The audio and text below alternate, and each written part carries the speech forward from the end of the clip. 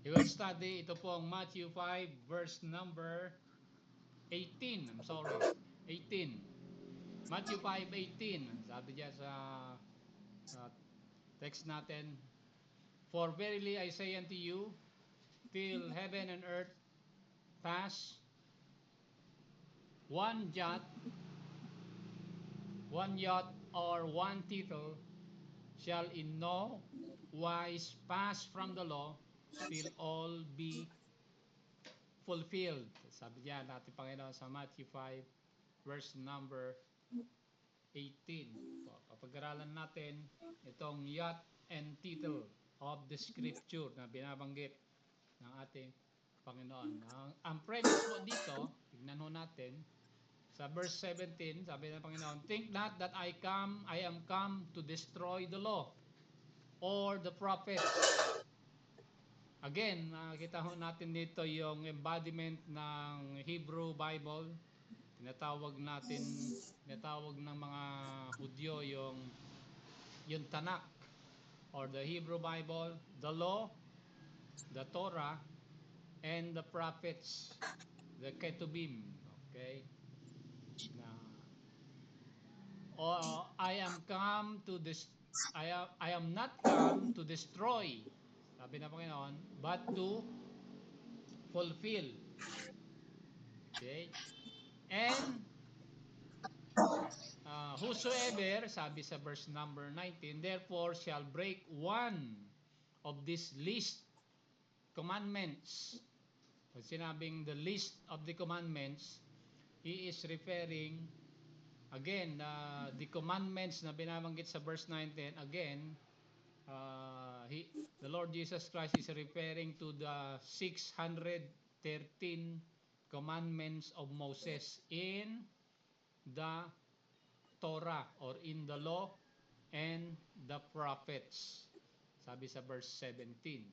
So, ang ating papag-aralan itong sa lahat ng 613 na commandments ni Moses, sabi diyan sa verse 19, na the Lord has come to fulfill, sabi niya sa verse 17, and in verse 18, ito yung premise natin, ang sabi ng Panginoon ay, one jot or one tittle shall in no wise pass from the law. Ano itong jot and tittle? Okay, na binabanggit dyan. Ay, saan na ba yun? Verse 18.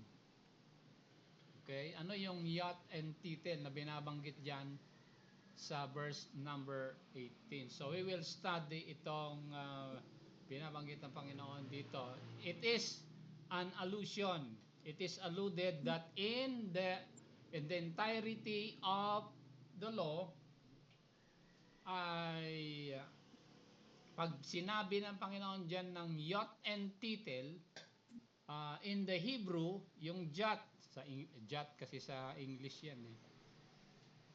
Okay? Yung jot refers to a period. Okay? In the Hebrew alphabet. There are 22 letters in the Hebrew alphabet na huwag natin puntahan dahil maghahaba pa tayo. Pero ang pinakaunang letter sa Hebrew alphabet is Aleph. And then yung last letter of their alphabet is Tau. Okay? From Aleph to Tau. Ayan.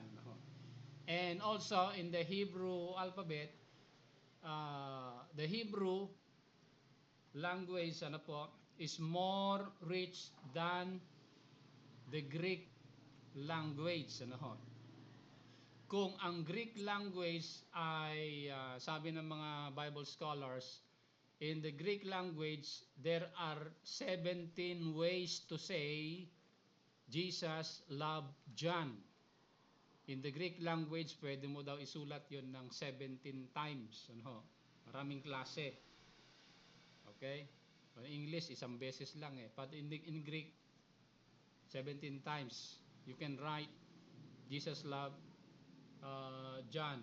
Okay? In 17 ways. That is in the Greek. But in the Hebrew, dahil dito po sa Matthew 5 verse number 18, the Lord Jesus Christ is not referring to the Greek. Okay? When he says in verse 18, "Yat and the title of the law," he is not referring anymore to the Greek dahil sa kapanahunan ng Panginoon ang Bible, ang scripture noon is the Greek Septuagint, the Greek translation of the Hebrew Bibles, the Greek Septuagint ang tawag. Sa kapanahunan ng Panginoon, actually 2 centuries before his birth, ang Bible na ng nation of Israel is the Greek Septuagint until to the apostles. Yan ang kanilang pinaka-Bible. No? But the Lord Jesus Christ is not referring to the Greek Septuagint. He is referring to the Hebrew Bible. He is referring to the Tanakh, the Torah, the Ketubim, and the Nevi'im. Okay? Ang sabi diyan, Yat and Titel refers to a period of a particular letter in the Hebrew alphabet. Ano? Okay? Yat or Titel. Yung titel naman refers to a hook. Parang pinaka-quit in the Hebrew letter. Ano po? Ibig sabihin, kung ang Greek ay merong 17 ways to say Jesus loved John, in the Hebrew language, every letter connotes a word.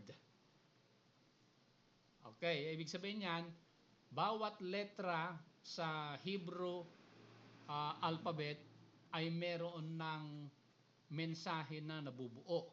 Okay, halimbawa, yung first letter nila is Aleph. Aleph or A sa atin, ano, sa kanila Aleph. But Aleph in Hebrew refers to tatlong meaning yan. The head, the strong one, or the first one. Letter pa lang yon, ano? First letter pa lang yon. Aleph. Okay? Pero sa alphabet natin, walang ibig sabihin yung letter A. Sa Greek, wala ibig sabihin yung letter A. Okay? Pero in the Hebrew, isang letra may ibig sabihin. So, yan ang binabanggit ng Panginoon dito sa verse 18, "Not one jot and tittle shall in no wise pass from the law till all be fulfilled." Ibig sabihin yan, it is alluded that the Lord Jesus Christ is taking us way back to the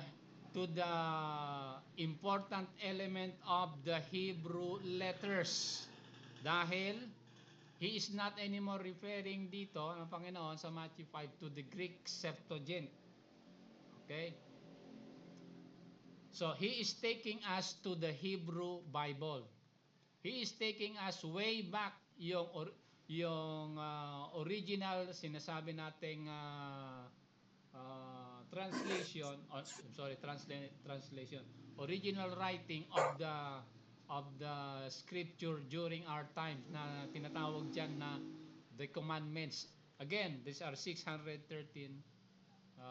commandments of Moses. So, ito yung papag-aralan natin. Pupuntahan natin ano ba yung importance nito ng one jot and one tittle. Period lamang, period lamang sa Hebrew letter mayroon ng ibig sabihin. Okay? O kaya quit lamang mayroon ng ibig sabihin. Okay? Ito yung pronouncement ng isang Jewish scholar na sabi niya, the Jews catechism is his calendar, sabi niya. So ibig sabihin niyan, ito yung papag-aralan nating elemento asan na ba yung chart natin? Punta natin yung mga chart natin. Ay, asan na ba yun? Okay, ipo-project natin yung mga chart natin na binabanggit. Here is one example, Here is one example in Genesis chapter 1 verse number 14. Ano sabi dyan sa Genesis chapter 1 verse number 14? Kung mapapansin nyo, nandyan naman sa Andyan naman sa ating screen ngayon, ano po, sa Genesis 1 verse number 14. Pero pansinin niyo yung salitang, ay, ano ba 'yon? 1 verse number 14. Pansinin niyo yung salitang seasons in English sa Genesis 1 verse number 14, mga kapatid. Dahil mahalaga yan, dahil tinuturuan tayo dyan ng binabanggit na the appointed times. Ano po? Appointed times in the Bible. Ito yung richness of the Hebrew language. So, sabi diyan, and God said, let there be lights in the firmament of the heaven to divide the day from the night, and let there be for signs and for seasons and for days, seasons for days and for ano to? Years. So yung mga ilaw diyan sa firmament, again, yung salitang firmament diyan, yung salitang firmament ay ang original word niyan, kinakailangan yung original word dahil uh, this will take us to the scientific study of the universe itself. The Hebrew word of the word firmament is rakia. Rakia, to be translated uh, an expanse. That is ano to? Uh, paano ba Tagalogin ito? A visible arc in the sky, or a solid sabihin nating matter, ha, dahil nasa universe yan, no? So ang firmament ay isang, or tinatawag natin sa kapanahon natin space, is sa paningin ng Panginoon is solid. Okay? Nandun nakabit yung mga lights, the stars, the sun, the moon, the comets, yung mga lights, sabi diyan, ano ho. Okay? Itong mga ilaw na ito, nagsisilbi daw silang signs, di ba? Let them be for signs or semyon, okay, or semiotic. Ano ibig sabihin? Yung mga ilaw na ito, meron daw silang sinasabing lingwahe, meron daw silang sinasabing mensahe sa mga tao. Let them be for signs for seasons. Again, itong seasons, ano ba ibig sabihin ng seasons diyan? Pag-aralan natin dahil mahalaga. Yung seasons in the Hebrew is yan ay muade, muada, muaudaw. Okay? Hebrew. Ibig sabihin yan, ito po ay an appointment, fixed time or season. Okay? Yan ang Hebrew word niyan sa Genesis 1:14, yung salitang season, ano? Kasi sa ating kapanahunan, sa mundo, ano ho, sa Pilipinas, ilan ba ang season natin? Season natin dito sa Pilipinas, dalawa lang, di ba? Lahat season, and sabi nga ng mga Amerika, the hot and the very hot. Okay? So dalawang season lang ang meron tayo sa Pilipinas, either La Nina or El Nino. Either tag-ulan or tag-araw. Ayan, dalawang. But sa ibang parte ng mundo, ang mga seasons ng bansa ay apat, di ba?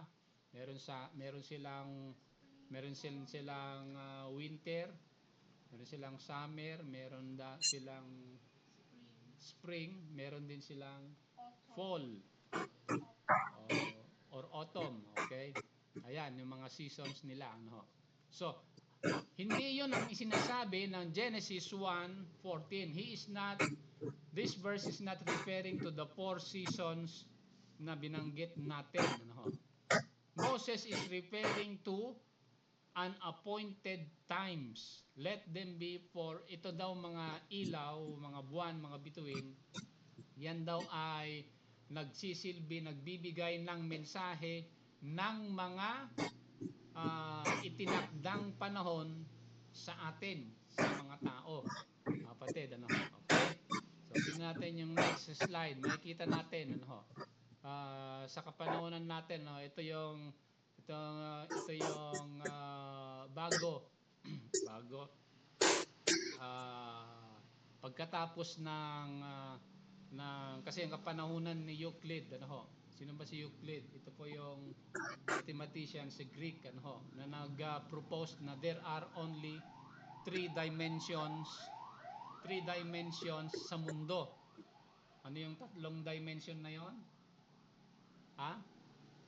Yung tatlong dimension? Length,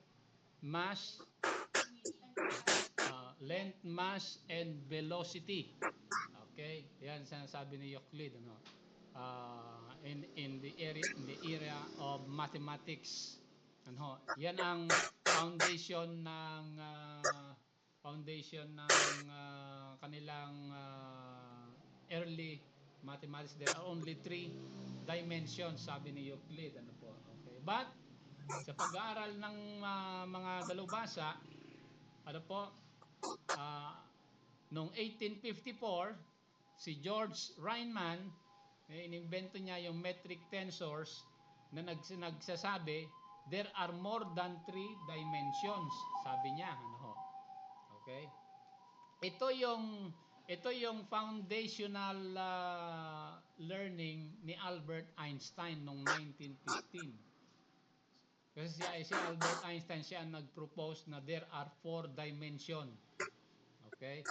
Space and time is a continuum, hindi daw sila separate, ano ho. You cannot speak separately space and time. Isa lang daw dimension 'yan, ano ho. So, nabasa ni Albert Einstein yung isinulat na yung pag-aaral ni George Riemann noong 1854. Kaya nag-propose si Albert Einstein noong 1915 yung 4th dimension, ano ho.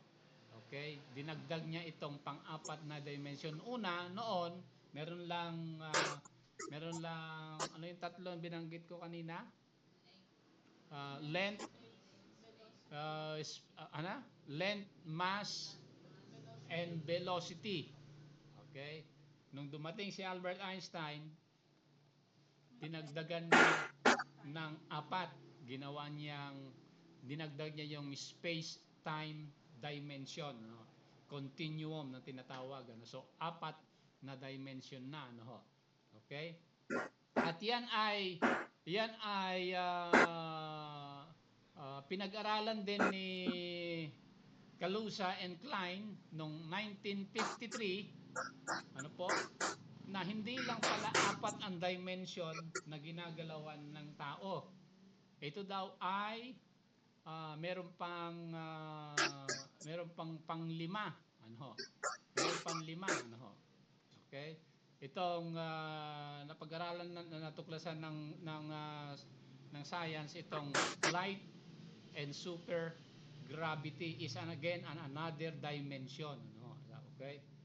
At ganoon din nung 1963, yung sila Young and Mills, yung fields of electromagnetic. Okay? Yan daw yung pang-6 na dimension, ano ho. At ngayon sa kapanahonan natin mula noong 1984, ano po, nakatuklas na ang tao ng pang-10 dimension, ano ho. Okay, tingnan natin itong ano ba itong asan na ba yung hindi ito yung next slide natin, ano ho. Next slide natin ito. Okay, yung foundation bago kasi dumating si yung mga naunang nabanggit natin, si Nachmanides, a Hebrew scholar, okay, nalaman niya bago dumating yung mga tao na scientist na napag-aralan natin in our century, ano po, in the 13th century, nalaman niya nung when he studied the book of Genesis, particularly Genesis chapter 1 hanggang chapter 2, nalaman niya doon na meron ng 10 dimension. Ano po? Okay? Without the aid of science, ha? Ito with the aid of the scripture in Hebrew. Okay? Kaya sinabi ng Panginoon dito, not one jot and tittle. Ibig sabihin, every point in the Hebrew alphabet, mayroong connotation, mayroong meaning. Yan yung pinag-aralan ni Nachmanides in the 13th century, pinublish niya ito noong 1263 on the commentary on Genesis. Na sabi niya, there are 10 dimensions, apat na dimension, sabi ni Nachmanides, are knowable. Ano yung knowable na apat? Yung binanggit natin kanina, which is length, mass, velocity, and time. Okay? Or space-time, continuum. Yan yung pag-aralan ni Nachmanides studying the book of Genesis way back before Einstein came. Tinuturo na ng Bible yung 4 dimension. Opo. Okay? At sa kapanahon natin itong 20th century, pag pinag-aralan niya itong yung mga physicists, particle physicists, sabi nila, ito yung kanilang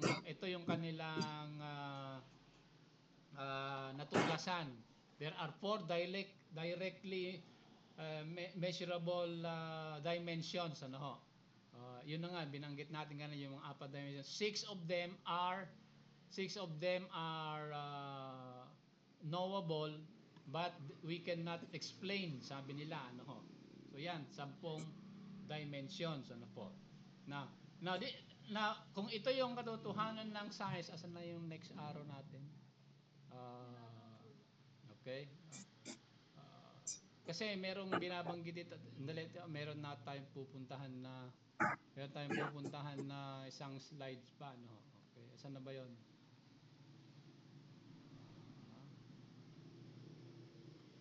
Kulang yata yung na-copy natin, no? Okay, so dito puntahan natin itong 1 jot and 1 tittle. Napag-aralan na natin ito last time, itong Genesis chapter 1 verse 1. Ito yung pagkasulat ng Genesis 1:1 in the Hebrew letters. Ayan, no? Ang Hebrew kasi, ang pagsusulat nila from right to left. Tayo pa nagsusulat from left to right. Okay, so ito yung pagkasulat sa taas, no? Titingnan niyo sa nasa online yung mga pagkasulat ng Genesis 1:1 in Hebrew. In the beginning, created God the heaven and the earth. Okay? Yan ang pagka-translate in English. In the beginning, God created the heaven and the earth. Pansinin nyo, hindi po i-translate ito. Meron pang 2 Hebrew letter na hindi translated sa English. Okay? Ano ito?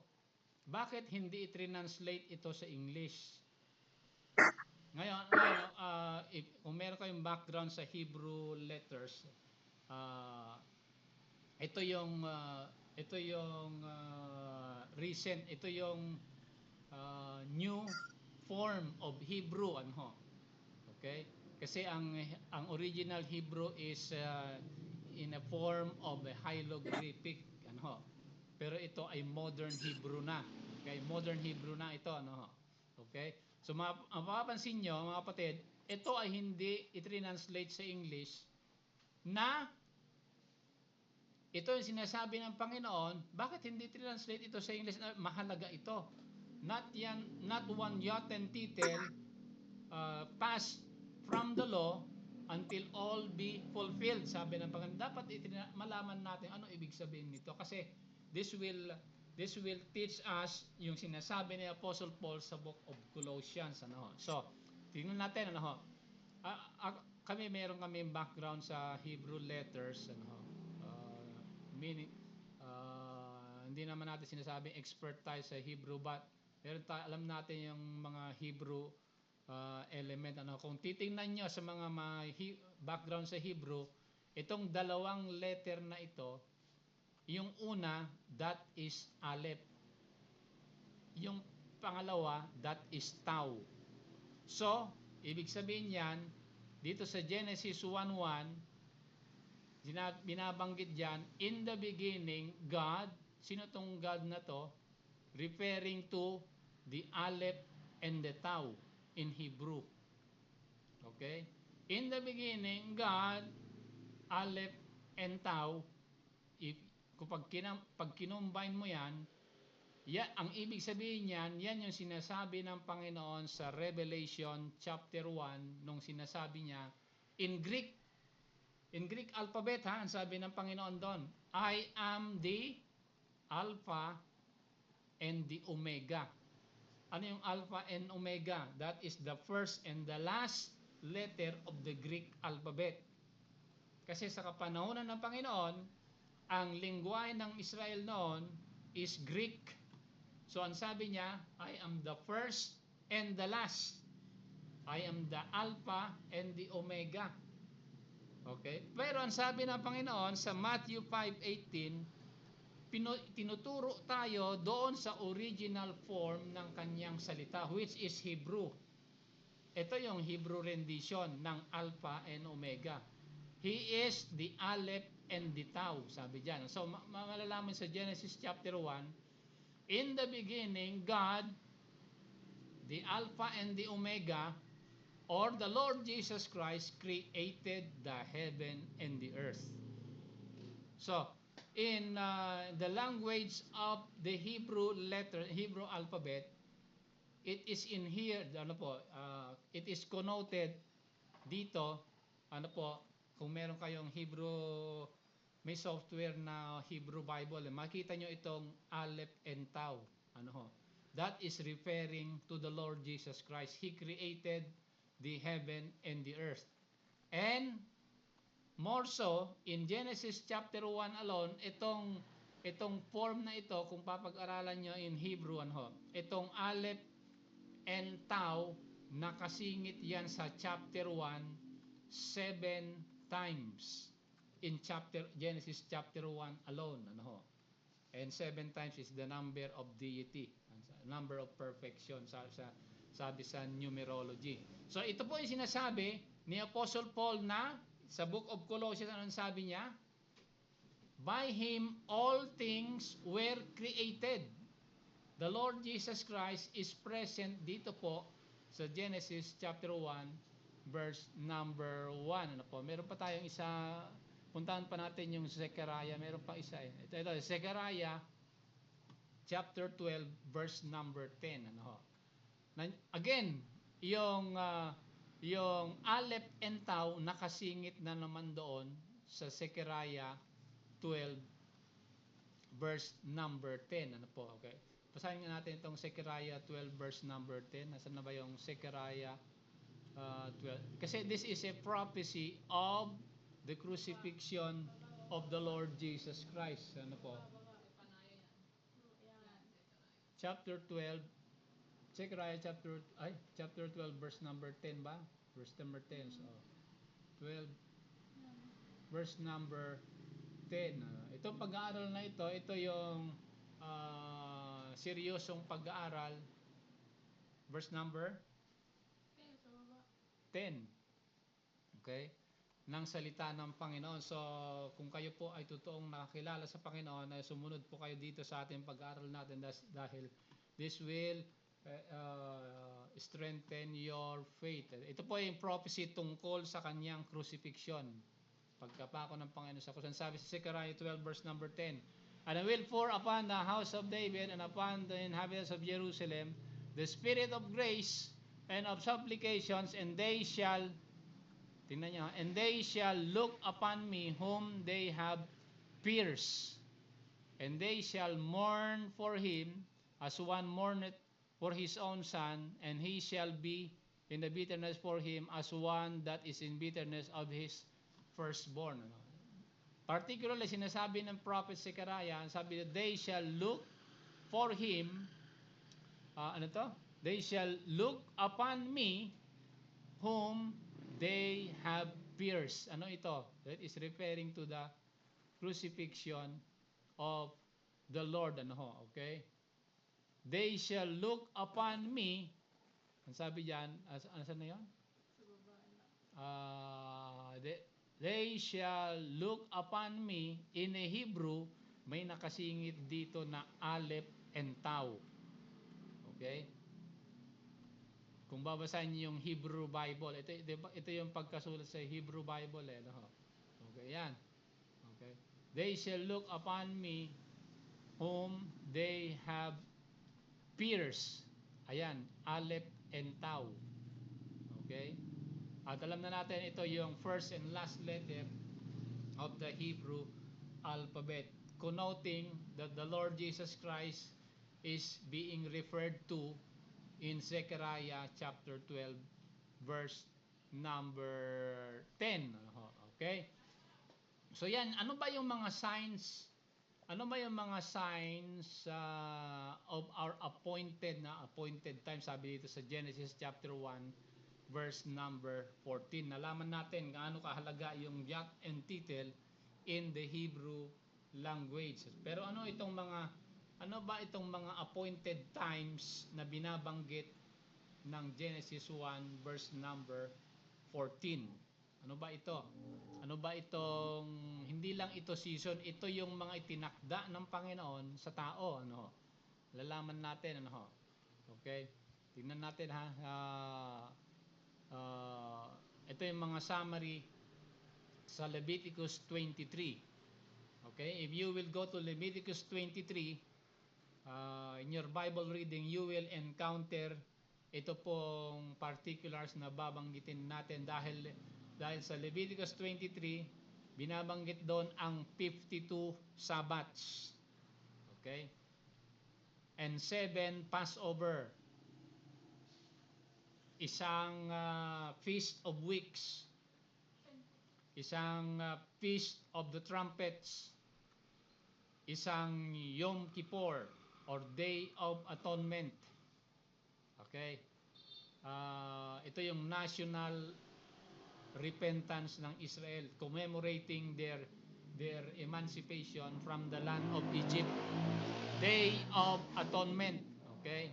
Or Yom Kippur in Hebrew. At ito yung 7 days of Feast of the Tabernacles, ano? Ito po yung festival na naganap noong October 7 nung inatake ng Hamas ang Israel. Ito yon, nagkakasiyahan sila sa Feast of Tabernacles or 7 days of Feast of Sukkot. Ang sabi diyan, ano? Okay? At isang araw na Day of the Assembly.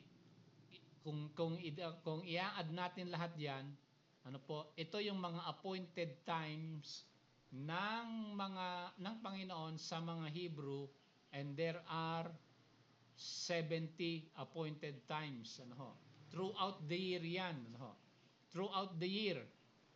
Okay? So dito sa bawat mga Kristiyano, ibig sabihin sa mga nakakilala sa Panginoon, there are 52 Sundays dapat.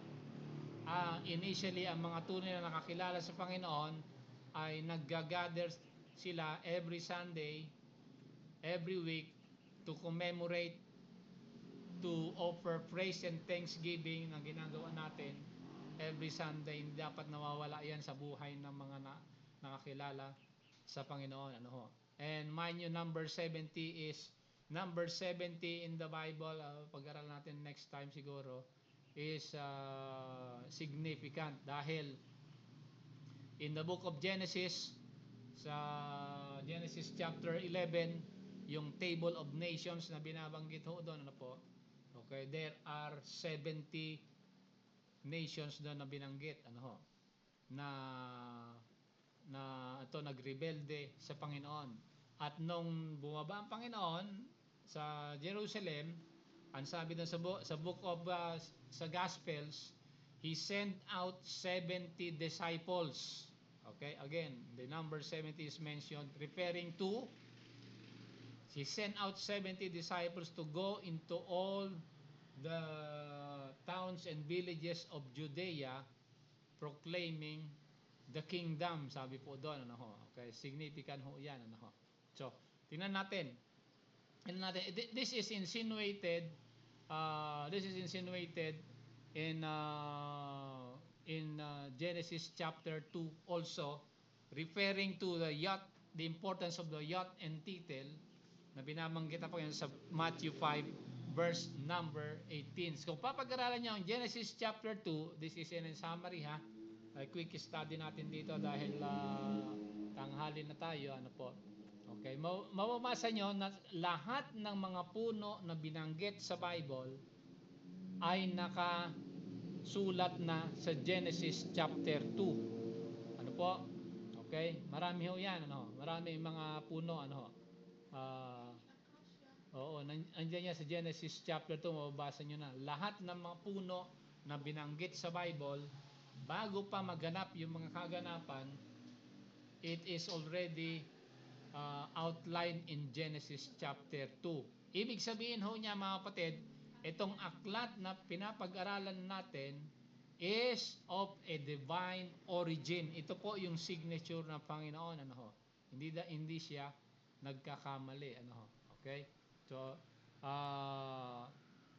gina natin yung property of the space dahil yung sabi ng Panginoon doon, and God said, let there be lights in the firmament. Ano po? The firmament there, sa kapanahon natin, is space. Ano ba ang meron sa space? Sabi ng mga scientists, walang nakalagay dyan.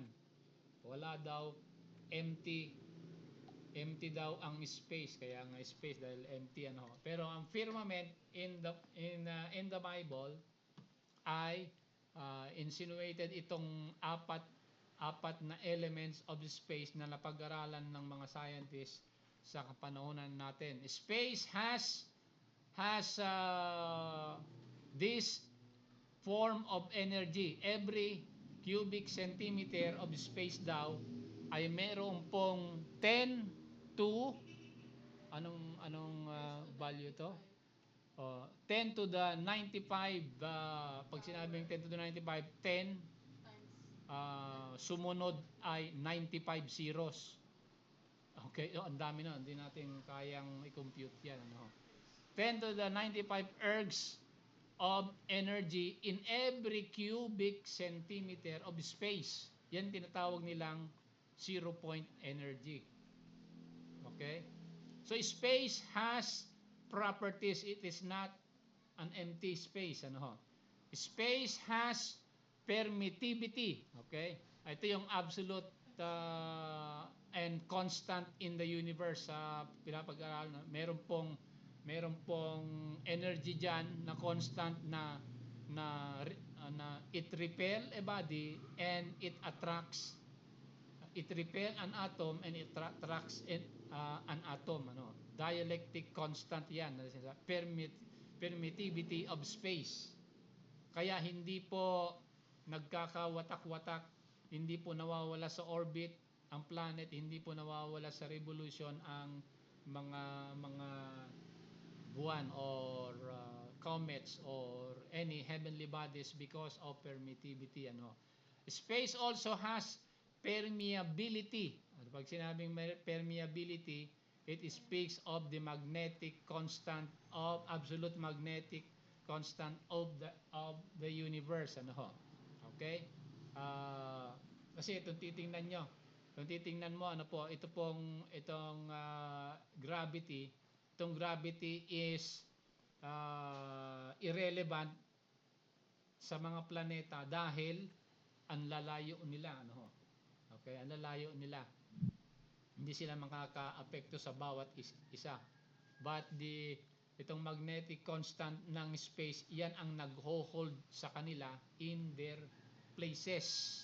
And space also has intrinsic and impedance. Ano pa, sa mga electrical engineers, alam po yung equation na ito, intrinsic impedance. Ibig sabihin, yung radio waves ay nakakalakbay sa space dahil meron po siyang impedance. Katulad sa mundo, ano ho, nagkakabit ka ng antena ng TV mo at nakukuha niya yung palabas doon sa istasyon na pagkalayo-layo. Papaano nakakarating sa TV mo yung pinapalabas sa istasyon dahil naglagay ka lang ng antena sa taas. Dahil yung signal na yon ay tumatakbo sa atmosphere. Impedance ang tawag ng mga electrical engineers yon.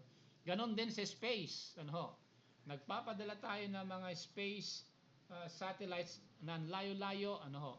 At nakapagpapadala yung mga space satellites ng mga pictures sa space mula sa malayo sa space papunta sa planet Earth dahil yung signal ay tumutulay sa impedance ng space. So, space is not empty. And finally, space has the velocity of light ay ito daw ay sa term ng mga science, ito po ay bumabagal na. Bumabagal daw ang takbo o velocity or bilis ng liwanag after creation. Okay? So ito po yung properties na space na nagsasabi na sinabi ng Panginoon sa Genesis chapter 1 verse number 14. Ano po? Okay? Na anong sabi po doon? Saan na doon? Sa Genesis 1:14. Ha? Dali, project natin dahil mahal ko. And they, yan. Okay? And let there be a lights in the firmament or space. Okay? Yan. Napag-aralan natin. Ano? Ngayon, pupuntahan natin yung Genesis chapter 5 dahil sa pagtatapos natin, dahil sa Genesis chapter 5, ano po, ito ay in summary, in your Bible study, basahin nyo dahil i-confirm nyo, dahil ito po yung sabi ng mga Bible scholars, Genesis chapter 5 is the funeral chapter daw ng Bible. Okay. Bakit? Dahil puro ang mga tao daw dito, sa nabasa natin kanina, kahit pagkahaba-haba ng kanilang buhay, ay, ano sabi doon? Sa katapos-tapusan, namamatay pa sila. Di ba? Ayan, sa Genesis chapter 5, okay? So dito sa Genesis chapter 5, makikita natin dito kung sino ang sino ang tao ang mayroong mahaba ang buhay. Sino ba ito? May mahaba ang buhay sa Genesis chapter 5. Sino? Si Methuselah. Pero kung babasahin mo sa Genesis chapter 5, okay, si Methuselah ay kung siya ang pinakamahaba ang buhay, pero namatay siya bago ang kanyang tatay. Paano nangyari yon? Pinakamahaba ang buhay niya, pero namatay siya bago namatay ang tatay niya. Paano nangyari yon? Sino ba ang tatay ni Methuselah? Malalaman mo. Okay. Hindi namatay si Enoch. Okay. Si Methuselah nga, pinakamahaba ang buhay niya, 969 years ang edad niya bago siya namatay. Pero namatay siya bago ang tatay niya. Bakit? Kasi ang tatay niya si Enoch. Okay, tingnan natin. Okay, sa Genesis chapter 5. Ito, sa pagtatapos natin, dahil malapit na tayo ang maubos ang oras natin ngayong oras, late tayo nagsimula. Ito yung Genesis chapter 5 on the left. Yan yung Hebrew equivalent ng mga pangalan ng tao sa Genesis chapter 5 na hindi po i-translate sa English. Okay, again, this will tell us na kung mag-aralan natin carefully ang sinabi ng Panginoon sa Matthew 5:18 na the law and the prophets or the Tanakh or the Hebrew Bible na napag-aral natin kanina na every letter of the Hebrew has connotation, has meaning. Ito yon, example ho no mga kapatid. No? This is the summary. Genesis chapter 5 is the summary of the gospel of the Lord Jesus Christ na binanggit ni Apostle Paul sa 1 Corinthians chapter 15 mga kapatid. Ano ho? Opo, okay. So dito makikita natin. Confirm nyo ito sa inyong pag-aaral, but this will guide us sa ating lesson ngayong umaga. Ano ho? Okay? Man or Adam, Adama in Hebrew, that is translated man. Seth is appointed. Enos is mortal. Kenan is sorrow. Mahalalel, dalawang Hebrew word yan, mahal and el. Okay? Mahal and el. Ayan. The blessed God, mahalalel. Jared shall come down. Enoch, teaching. Methuselah, his death shall bring. Lamech, the despairing. Noah, comfort and rest. Ito po yung John 3:16 sa Genesis chapter 5. Man is appointed mortal sorrow, but the blessed God shall come down, teaching. His death shall bring the despairing comfort and rest. Yan yung sinasabi sa John 3:16, that God loved the world, that He gave His only begotten Son, that whosoever believes in Him shall not perish, but have comfort and rest, everlasting life.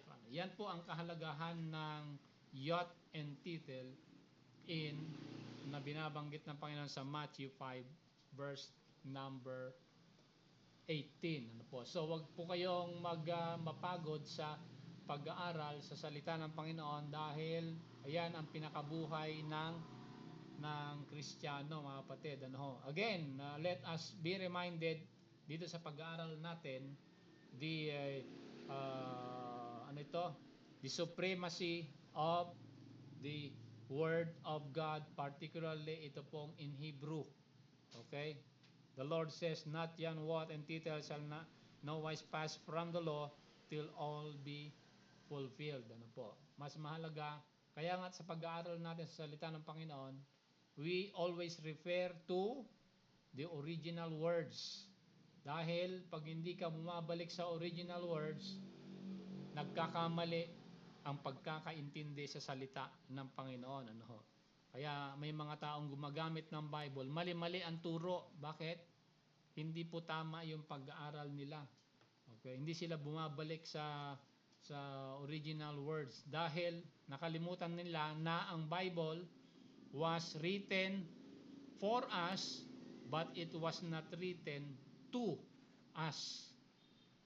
Ang Biblia po ay isinulat para sa atin, pero yan ay hindi isinulat sa atin.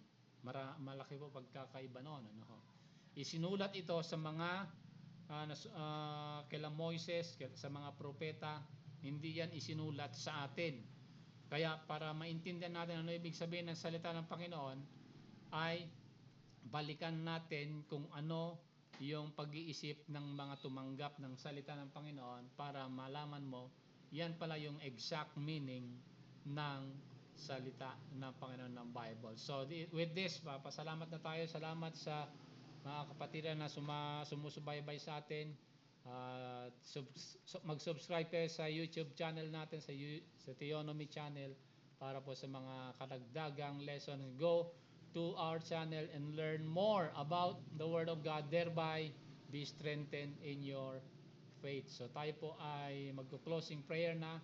Salamat and see you again next Sunday.